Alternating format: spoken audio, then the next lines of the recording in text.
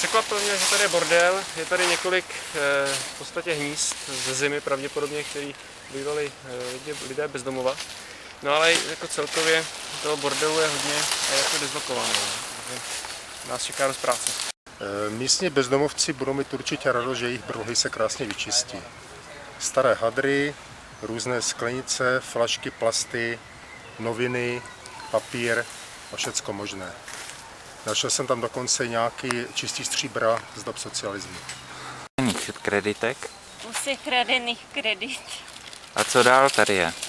Plasty, sklo, všechno takový starý.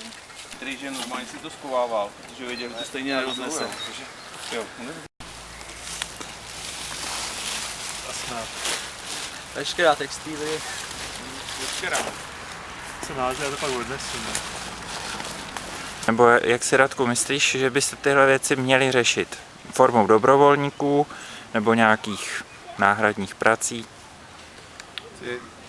Zaznělo to tady, no. Já si myslím, že by měla ta městská část opravdu, co jsem pochopil až tady, bohužel, tak by měla opravdu z rozpočtu vyhradit peníze na to, aby to nějak cíleně uklízela, jo. A cíleně soustředila ty síly nejenom na sekání trávy, ale prostě řekla těm firmám, který uklízejí tu zeleň a ty parky na městské části, tak aby se soustředili na tohleto.